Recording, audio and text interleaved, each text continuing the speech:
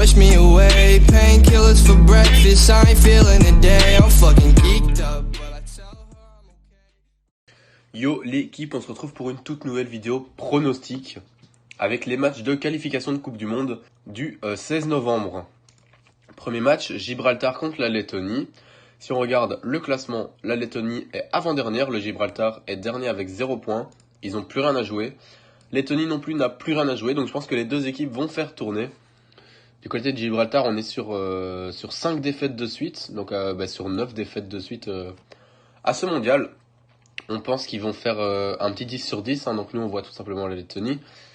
Si on regarde les dernières confrontations, on peut voir que la Lettonie a gagné 3-1 contre Gibraltar.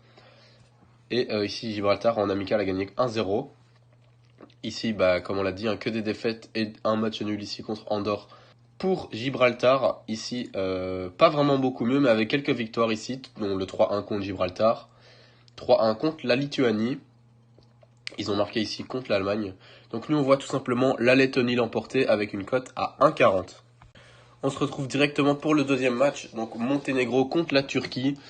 Petit point classement, Turquie deuxième avec 18 points, Monténégro quatrième avec 12 points. Si on regarde les derniers tête-à-tête, on peut voir que du côté du Monténégro, c'est 2 matchs nuls, 2 défaites pour une victoire sur les 5 derniers matchs, et c'était contre Gibraltar, pays assez facile.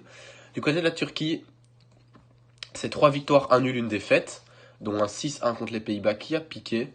Si on regarde les dernières confrontations, on peut voir ici que la Turquie a fait 2-2 contre le Monténégro la dernière fois.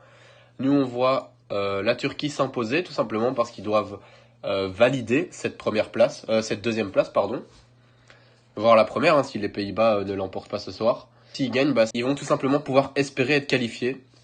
Donc la Turquie, c'est coté à 1,70.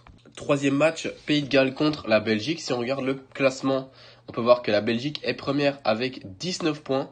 Le Pays de Galles est deuxième avec 14 points. Donc les deux équipes vont vouloir un peu jouer la première place, même si la Belgique est déjà bien partie. Si on regarde les derniers tête-à-tête, Pays de Galles c'est 3 victoires pour 2 matchs nuls. Belgique c'est 3 victoires pour 2 défaites. Si on regarde les dernières confrontations, ici en 2021, c'était 3-1 pour la Belgique, 3-1 pour le Pays de Galles en 2016, 1-0 pour le Pays de Galles en 2015 et ainsi de suite. Ici il y a eu 2 matchs nuls. Donc nous on voit ni le Pays de Galles ni la Belgique s'imposer, on n'a pas vraiment d'avis là-dessus. Le plus de 1,5 est coté à 1,32 Donc vous pouvez jouer ça si vous voulez jouer du safe. Sinon les deux équipes marquent, coté à 1,80 qui est une belle cote et c'est de la value. Dernier match, République tchèque contre Estonie.